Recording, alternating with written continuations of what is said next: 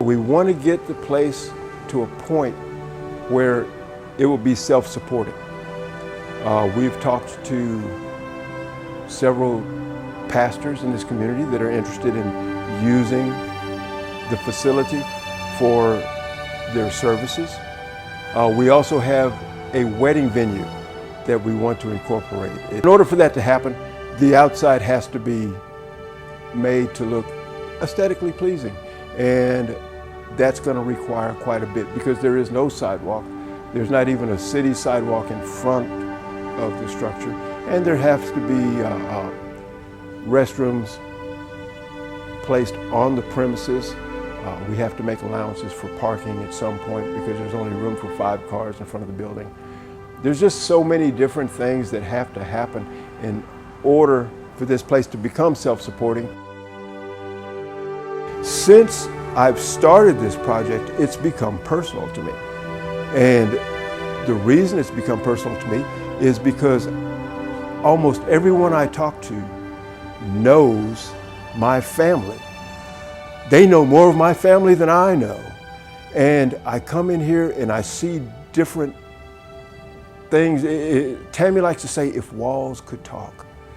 And I look around, and this building was built in the 1870s and it's still standing. You know, to me, it's almost overpowering. How is that possible? You know, there's been storms, there's been, you name it. There's been attempts to move this project, move this building. There's been people want the property. I look at all of the things that have taken place that could have knocked this building down, and yet here it stands in the same place, on the same property that it was originally built, in spite of everything that's come against it. And to me, it's almost emotionally overpowering sometimes, you know, just to think about that. I grew up in the 60s during the civil rights movement. I saw it on TV, I experienced it to a certain extent, but the people that used to sit in this church and worship God lived it and endured, just like this building. You know, it endures over 100 years later. And now that I'm actually into this project and I've started this project, I want to make sure that 100 years from now, it's still here to tell the same story to somebody else who's standing here right where I am right now. I think after having seen this church in such a disrepair state for so many years, to have it finally restored so that it's, 1, safe, so 2, that it's functional, and 3, that people can actually use it and actually see the history in it.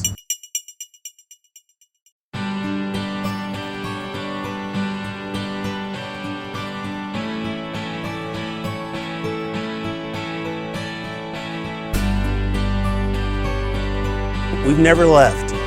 We lost our way for a while, some of us, and I think that we are coming back. You know, the church has been empty for, heck, I don't know, 50 years? I don't know, and it'll be an emotional joy to see it back, you know, to what it should be and what it was intended for. The one thing that I think that I would still also want to make recognition is for the insightfulness of the not only past residents of Fredericksburg, but current residents of Fredericksburg. The mayor, the city council, the historical board that have believed in us and have allowed us to help to hopefully make this dream a reality and come to fruition. And the community has actually come together a lot and actually donate a lot of stuff. Hill Country Electric, they put all new wiring in there. You know, a big group of people came and helped paint it, you know, shortly after all that happened, and, you know, just kind of make it look better. So there's been people helping on it periodically when they can. I am actually humbled by the people that have supported us in this project, including the Historical Review Board. The building itself was on the minutes of the board's agenda as one of the buildings that might possibly be torn down in the near future.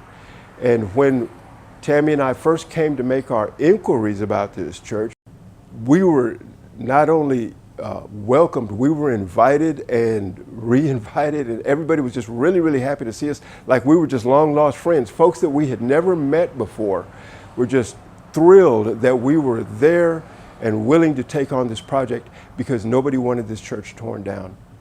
The Thompson family came out and helped me put the subfloor in. There's been numerous people. Dr. Pete has come over and he helped paint, so him and his wife, they came out here and helped paint, yeah. Well, I was actually surprised that there was even a bell still up there. You know, the building itself was barely standing, and the bell, from what I understand, is really large. So I was wondering how the structure was even supporting a bell, because it obviously has to be heavy. When I saw the size of the bell, I was even more surprised, because it's really very large. It needed a rope. And I said, well, okay, I'll go ahead and get that. I can do that while I'm up here and get the rope and attach it. And my first instinct was to come down and just start ringing the bell. And then I thought to myself, you know, I really ought to save that particular idea for the perfect moment. I'll be happy to hear the bell ring to invite everybody to come at that particular point in time. It'll almost be like starting a new chapter. And you know, for someone my age, starting a new chapter in their life is a pretty exciting moment. I don't know how many chapters I have left to write, but yeah, it'll be good. It'll be really good. First of all, I just want to say thank you to everyone that's helped us up to this point. We couldn't have gotten this far without you. There's certainly not enough money in my bank account to accomplish what needs to be accomplished to keep this building here. And so first of all, I want to thank all of you. And I want to ask anyone else out there who might have a heart for this particular project to join us in our efforts to keep the history, not just the building, but the history behind the building alive. Fredericksburg, the citizens of Fredericksburg are actually making an effort to keep this legacy, this heritage of the African American community that lived here alive. For every tourist, everyone that comes through this town, to be able to look at this church and see that part of the heart of the community of of Fredericksburg, that's what we're trying to accomplish. You know, there's a lot of ways that the city could use this property for other purposes than just keeping this church here. And yet when we came, there were Christmas lights on this church. I was told that it was part of the tour of the city during the holiday season. Everybody was interested in keeping this church alive.